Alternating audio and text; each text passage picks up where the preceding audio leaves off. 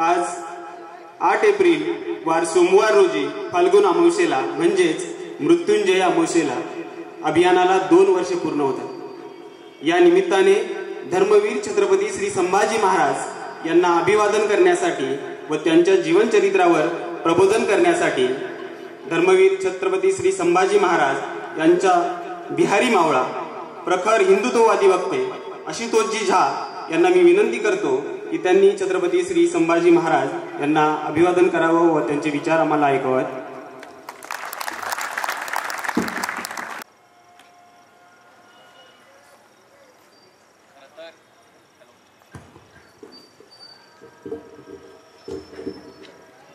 झोपलेला हिंदू समाज जागा झाला की कसा दिसतो याचं उदाहरण आज सिल्लोडमध्ये दिसतं।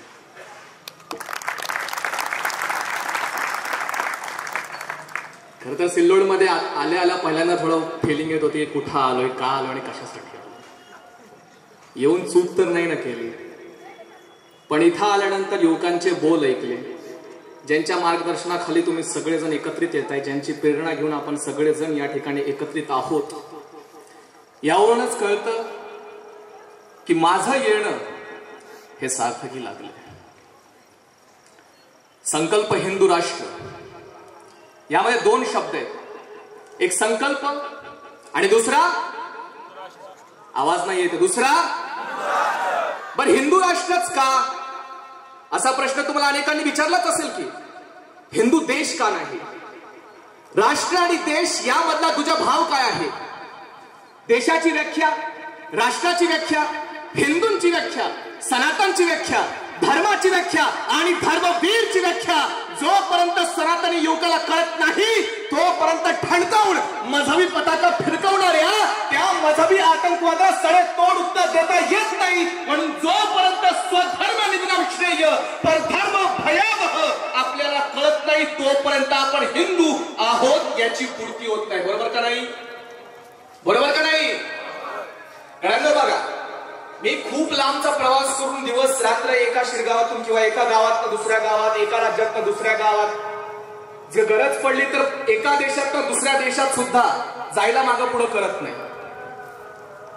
माझे पाय का थकत नाही किंवा माझे पाय का थांबत नाही, एका मिनिटासाठीच मला कधीतरी पॅरालायसिसचा अटॅक सुद्धा येऊन जातो, जसा आत्ताच आला होता, पण तरी सुद्धा एकदाच फक्त धर्मवीर छत्रपती श्री संभाजी महाराज की जय म्हणावं आणि मुखात प्रत्येक निघालेला शब्द आणि मनात निघालेला प्रत्येक विचार हे फक्त आणि फक्त छत्रपती श्री शिवाजी महाराज आणि धर्मवीर छत्रपती श्री संभाजी महाराज यांच्या बलिदानासाठी दिलेला त्याग, समर्पण, जिद्द, चिकाटी आणि भगव्या ध्वजासाठी स्वतःच्या प्राणाची दिलेली आहुती हे मनात एकदा ठासवलं की मृत्यूवरती सुद्धा पराभव करता येतं। याचं जातं जिकतं उदाहरण म्हणजे संकल्प हिंदू राष्ट्राची जमलेली ही आमची सगळीच्या सगळी वानर सेना। आता माझा जन्म झालेला आहे बिहारमध्ये, किती जण मला ओळखतात त्यांनी हात वर करावं? अरे बापरे, सगळेच ओळखतात। तरी मी तुम्हाला सांगून इच्छितो की माझं नाव आशुतोष शंभूनाथ झा, मी मूळचा दरभंगा बिहारचा, माता सीता की भूमि मिथिला। मैथिली हमारी भाषा है, चार मैथिली में हम गर्व करे छी, लेकिन अहू से ज्यादा हमरा आनंद होइया कि वहां सबसे मराठी में बात कह सकै छी किया की छत्रपती श्री शिवाजी महाराजांची माती अशी आहे की त्या मातीमध्ये आल्यानंतर संस्कृती शिकावी लागत नाही, ती आपोआप आत्मसात होते। म्हणून छत्रपती शिवाजींची माती या जगात कुठेही जाल तर ठणकावून सांगते की कुठून आलास, तर महाराजांच्या मातीमधून आलेलो आहे। तर माता सीताच्या पवित्र भूमीमधून तुमच्यापर्यंत येऊन छत्रपती शिवाजी कानांमध्ये विष टाकून घ्या, तोंडामध्ये लकवा मारून घ्या, नाकामध्ये श्वास घ्यायची ताकद संपून घ्या, पण ऐकावं लागेल, बघावं लागेल आणि समजून सुद्धा घ्यावं लागेल। औरंगजेब याचा उदोउदो करतात, जुत्ती की नोक पर रख दे हम मावळे से औरंगजेब की औलाद औरंगजेब को जुत्ती की नोक पर।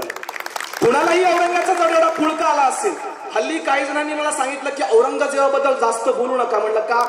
औरंगाच्या विरोधात बोललं की तुमच्यावरती गुन्हे दाखल होतील। औरंगाच्या विरोधात बोललं म्हणून गुन्हे दाखल होणार? मग कुणाच्या विरोधात बोलायचं? छत्रपती शिवाजी महाराजांच्या, धर्मवीर छत्रपती श्री संभाजी महाराजांच्या। मागच्या वर्षी मला आठवतंय याच शहरामधून मी ज्यावेळेस एक व्हिडिओ बनवला होता, इंस्टाग्रामवरती व्हिडिओ टाकला होता की अखेर औरंगजेबाचं नाव आम्ही संपवलं, आणि छत्रपती संभाजी महाराज यांचं नाम आम्ही आत्मसात केलं. आपल्याला खूप गर्व, अभिमान आणि त्याच ताकदीने प्रत्येकाने ते व्हिडिओ अमाप पद्धतीने शेअर केली. जवळपास मला वाटतं की फक्त इंस्टाग्रामवरती 10 मिलियन म्हणजे 1 कोटीपेक्षा जास्त लोकांनी बघितलं. आता मला प्रश्न पडत होता की याला प्रत्युत्तर कोण कसं काय देतंय. मग एका पोराने इथनं उत्तर दिलं मला. काय बोलला? जिनकी इतिहास बचाने की, इतिहास बनाने की औकात नहीं था, वो इतिहास चोरी करने निकले हैं.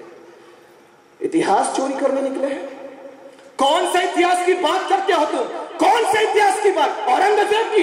वो औरंगजेब जिसने अपने भाई दारा शिकोह की गर्दन काट के अपने बाप के पास भेज दिया, उस औरंगजेब की बात करते हो तुम? उस इतिहास पर गुमान करते हो तुम? उसी औरंगजेब ने अपने सगे बाप को कैद करके मार दिया. उस औरंगजेब की इतनी वाहवाही कर रहे हो तुम. इतिहास होता है वीरों का. याद रखो, अपने भाई की गर्दन काट कर बाप के पास भेजने वाला तुम्हारा आदर्श और अपने भाई के चरणों की पादुका रखकर 14 वर्ष तक राम राज्य चलाने वाला हमारा भगत, हमारा भरत, हमारा आदर्श. यही फर्क है एक हिंदू होने में और हिंदू. क्योंकि एक बात कही जाती है कि जो नए नवेले होते वो सादा मटक कर चलते हैं. कारण की कसं आहे, या देशामध्ये जे नवीन नवीन जन्माला आलेले आहेत, अत्यंत म्हणायचं गरज झालीच तर जे नवीन नवीन काळे बांबूत राहू लागले, जाळीदार टोपी घालू लागले, मोठ्या भावाचा सलवार आणि लहान भावाचा पैजामा ओढू लागले, त्यांना वाटलं की आमच्यापेक्षा जास्त कट्टर कोणीच नाहीये.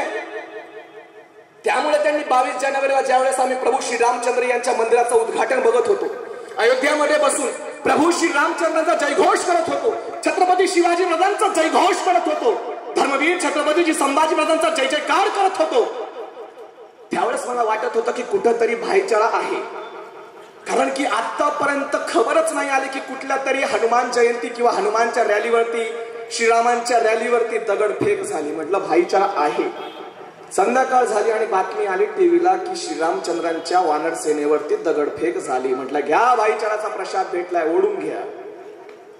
मुंबईच्या मीरा रोड मध्ये ज्यावेळेस प्रभू श्री रामचंद्रांचे सगळे वंशज, आपण सगळेजण प्रभू श्री रामचंद्रांचे वंशज आहोत. कुणाला काही संशय असेल तर एकदा रक्त कापून बघा. त्या रक्ताचं प्युअर असेल ना, प्युअर, त्यातनं श्रीरामचंद्र की जय हे सगळी ज्वाला आणि सगळा उद्घोष तुम्हाला ऐकायला मिळणार आहे.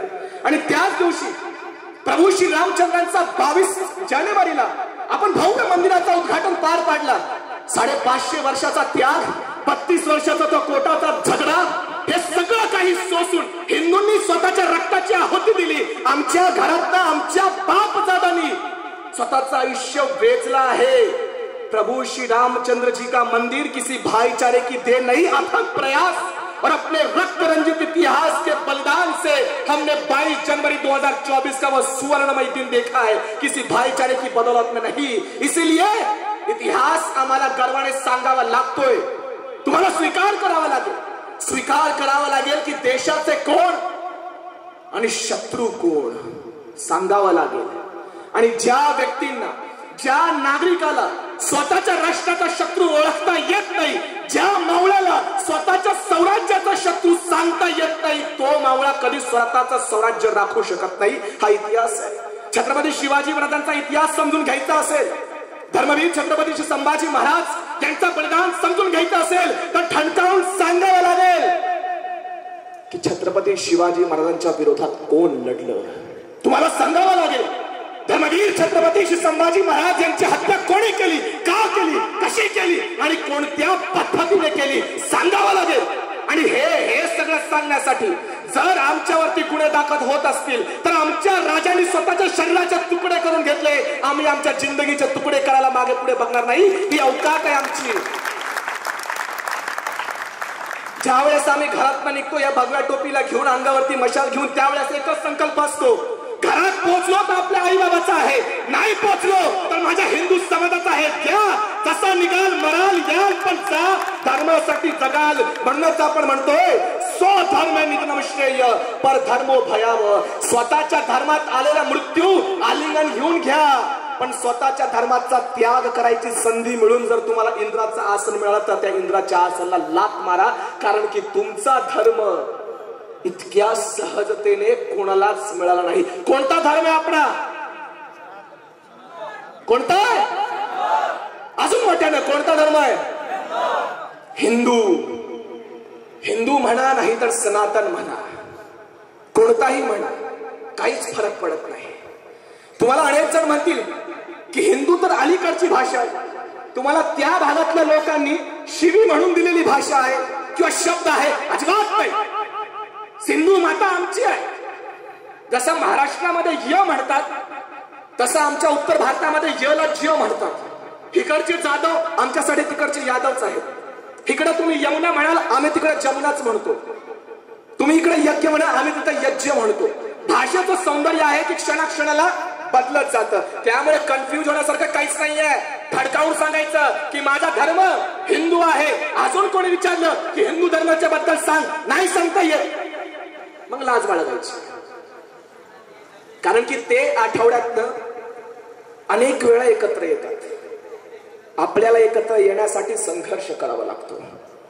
या देशावरती 800 वर्षापेक्षा जास्त इस्लामिक आतंकवाद, 200 वर्षापेक्षा जास्त ख्रिश्चनिटीचा वार आमच्या हिंदू समाजाने सहन केला. आणि अखेर 2014 मध्ये एक वाक्य या देशाच्या पंतप्रधान मोदींच्या तोंडात निघालं. ते म्हणजे, मला माहित नाही तुमच्यापैकी किती जणांनी 2014चं ते व्याख्यान पार्लिमेंटचं व्याख्यान ऐकलं आहे का नाही ऐकलं, पण नरेंद्र मोदींच्या तोंडातनं 2014च्या पहिल्याच पार्लिमेंटच्या सभेमध्ये एक शब्द उच्चारण्यात आला होता. तो वाक्य असा होता, ज्या वाक्याला ऐकून युएन मध्ये लोक नाचायला लागली होती. भारतातले कम्युनल लोक, सेक्युलरिझम फॉलो करणारी लोक एकदम नाचू लागली होती. काय होता तो वाक्य? अखेर या देशाला 800 वर्षाच्या गुलामगिरीतून मुक्तता मिळाली. इतिहास कळला, या वाक्याची ताकद कळली. अखेर या देशाला 800 वर्षाच्या गुलामगिरीच्या नंतर मुक्तता मिळाली. कारण की त्या एकट्या माणसाने स्वतःचं आयुष्य या मातीत गाडून घेतलंय. मी कोणत्या पॉलिटिकल पार्टीचा प्रवक्ता नाहीये, मला काहीच घेणं देणं नाहीये, माझं घर तर चालवत नाहीये. पण ज्या व्यक्तीनं आपल्या जीवनाची हयात प्रभू श्री रामचंद्र यांचं मंदिर बनवण्यासाठी संघर्ष यात्रेत काढली, ज्या व्यक्तीनं धारा 370 हे हटवण्यासाठी लढा दिला, त्या व्यक्तीने अखेर तो संकल्प पूर्ण करून दाखवला. त्यामुळे त्या व्यक्तीला त्रिवार वंदन आहे, त्रिवार मुजरा आहे. तुम्ही कोणत्याही पार्टाचे असा, तुम्ही कोणत्याही पक्षाचे असा, मला काही फरक पडत नाही. येणाऱ्या लोकसभेच्या निवडणुकीमध्ये तुम्ही कोणालाही मतदान करा, मला फरक पडत नाही. पण त्या एका व्यक्तिमत्व आणि दुसरे म्हणजे बुलडोझर बाबा.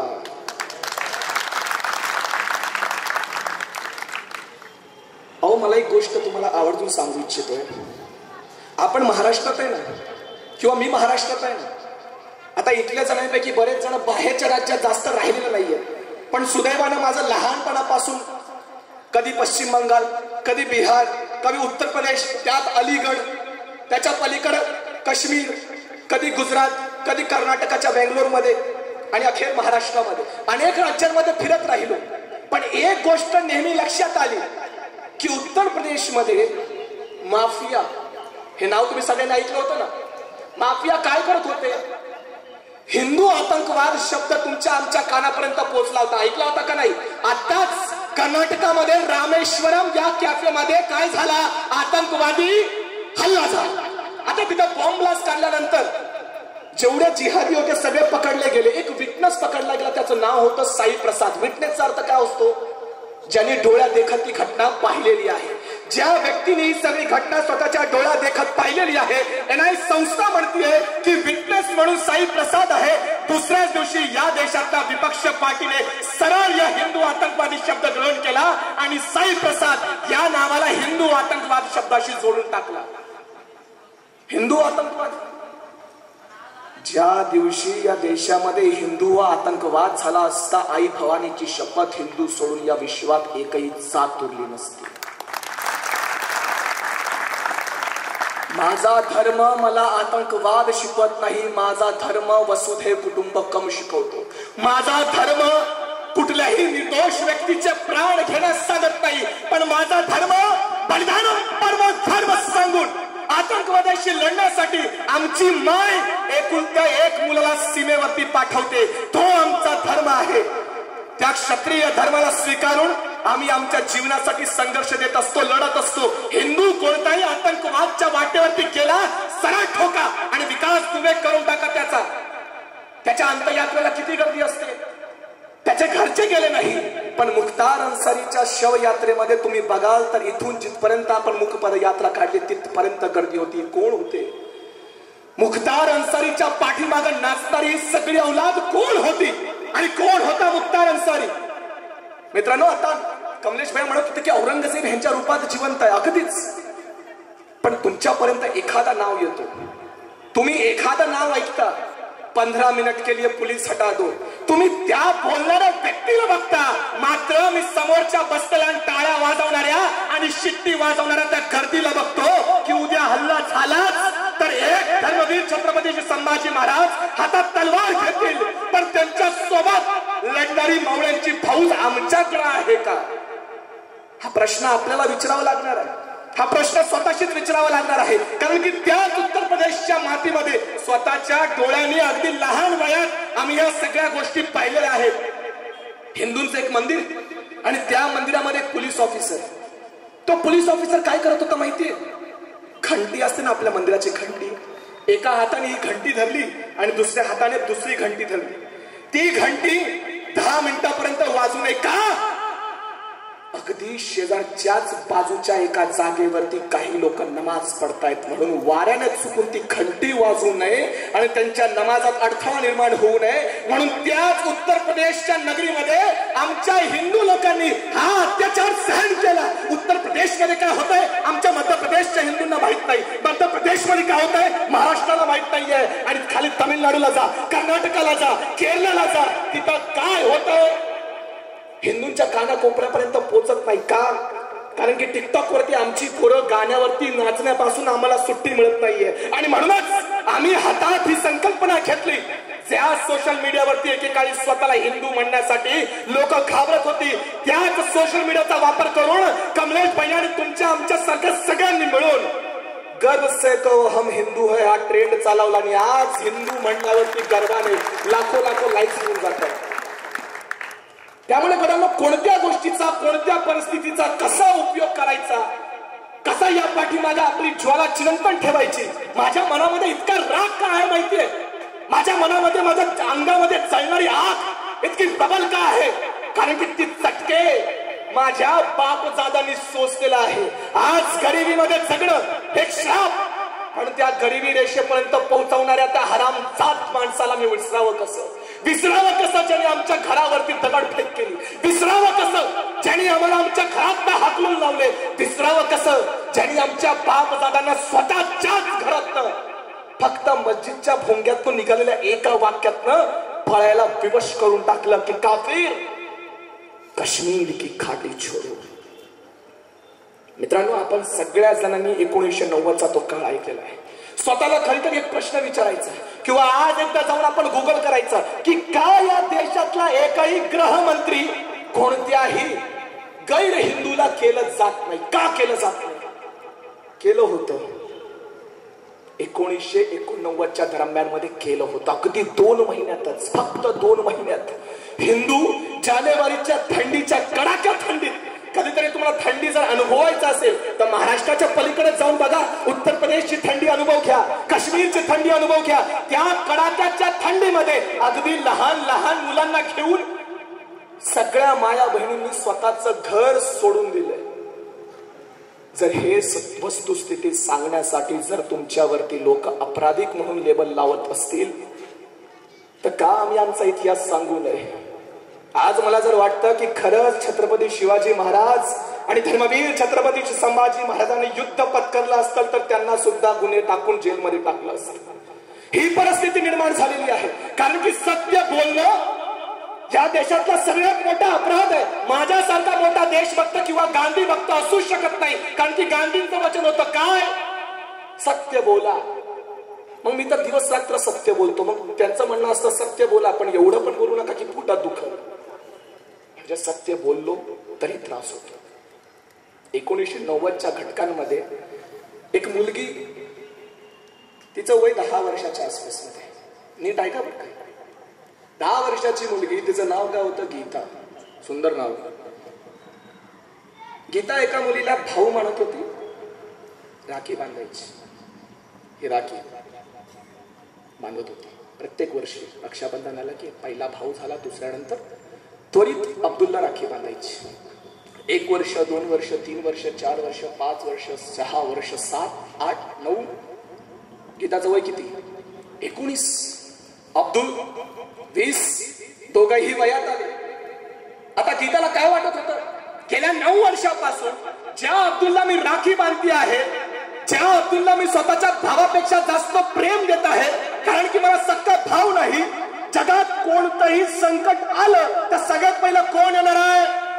मेरा वाला कोण आएगा? भैया. भाऊ आएगा. कोण येणार? भाऊ अब्दुल. तो आला. पण त्या रात्री काहीतरी वेगळी घटना घडत होती.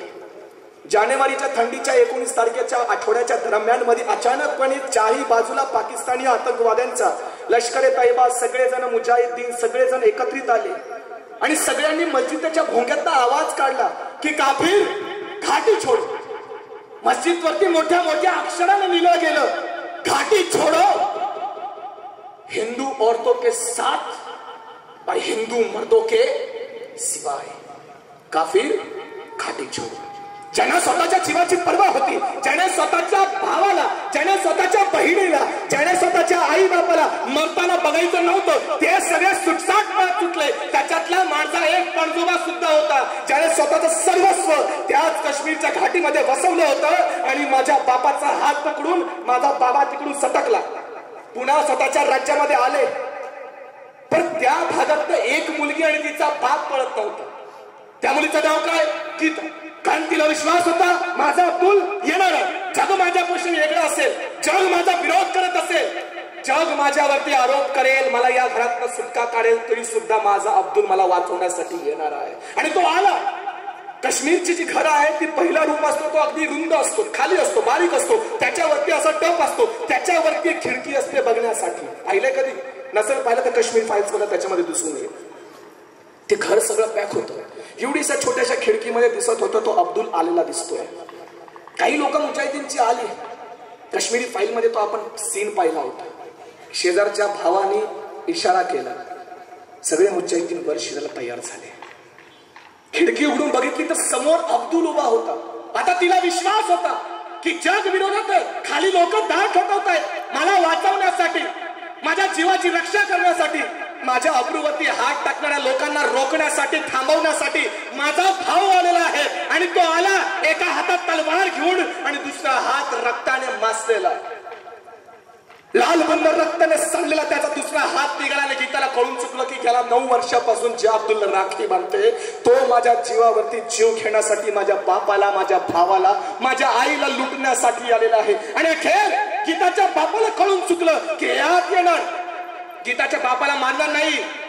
गीताच्या समोर, बापाच्या समोर गीताची अब्रू लुटली जाणार, तिच्या बायकोची अब्रू लुटली जाणार आणि त्याच्या बापाला त्याच डोळ्याने बघितलं जाणार आणि मग गोळ्या झाडणार. काय केलं असेल त्या बापाने? बायकोचा गळा दाबला आणि मारून टाकला. लहान मुलगी गीता जी आत्ताच वयात आली होती, फाशीची दोर घेतली आणि गळ्यात मारून टाकलं. स्वतःला मारणार तोपर्यंत आत शिरले आणि गोळ्या झाडल्या. तुम्हाला काय वाटतं की मेलेल्या त्या शवावरती बलात्कार झाला नाही का? लाज वाटू द्या हिंदूंना. मेलेल्या त्या शवावरती सुद्धा बलात्कार आमच्या बहिणीवरती झाले. हा हिंदू समाज अत्याचार आणि सगळं छळ विसरला. मग आपण कसं म्हणू? विसरू कसे बलिदान? महाराज, ज्या धर्मासाठी, ज्या वतनासाठी, ज्या स्वराज्यासाठी, ज्या या बहिणींच्या रक्षणासाठी तुम्ही स्वराज्य घडवलं होतं, ज्यांच्यासाठी तुम्ही बलिदान दिलं होतं, आज त्यांच्या अब्रूचा सुद्धा आम्ही बचाव करू शकत नाही. आम्ही स्वतःला मावळे म्हणून घ्यावे. त्या दिवशी लोकतंत्र सुद्धा होता, प्रधानमंत्री सुद्धा होता, गृहमंत्री सुद्धा होता. मात्र तिथं होणाऱ्या प्रत्येक व्यक्तीच्या मनामधला हिंदुत्वाचा प्रभाव आणि कांडुत्व एकदम अभावात गेला होता. कारण की त्या दिवशी जर एकाने सुद्धा स्वतःला हिंदू म्हणून त्या ठिकाणी घेतलं असतं, नसतं विभागलं आम्हाला की सोडणारे, पळून जाणारे हिंदू नाहीये, काश्मीरी पंडित ब्राह्मण आहेत. वाटलं तुम्हाला. त्यामुळे तुम्हाला वाटतं की अत्याचार कुणावर झाले, काश्मीरी हिंदू पंडितावरती झाले, पण आम्हाला त्याचं काय घेणं देणं आहे. अत्याचार कुणावर झाले, यादववर झाले. अत्याचार कुणावर झाले, मराठ्यांवरती झाले. अत्याचार कुणावर झाले, क्षत्रियवर झाले. हे का सांगत नाही अत्याचार झालाय हिंदू समाजावरती. आणि ज्या दिवशी जातीचा लेवल माठ्यातनं काढून तुम्ही स्वतःला हिंदू म्हणून घ्याल, त्या दिवशी संकल्प हिंदू राष्ट्र अभियान तुमचं समर्थनकारी लाभेल. आणि देश, त्याच्यातला फरक काय आहे. आपण म्हणतो भारत देश, भारत राष्ट्र का म्हणत नाहीये. स्वतंत्रवीर सावरकर काय म्हणायचे. स्वतंत्रवीर सावरकरांची व्याख्या खूप सोपी सरळ होती. या जगातला मला वाटतं की सगळ्यात जास्त ज्यांना चुकीच्या इतिहासाच्या पुस्तकामध्ये पानांमध्ये लिहिलं गेलं होतं, इतिहासकाराने ज्यांची सगळ्यात जास्त बदनामी केली, ते स्वतंत्रवीर सावरकर. अरे आपली लायकी नाहीये स्वतंत्रवीर सावरकर होण्याची. 100 जन्म जरी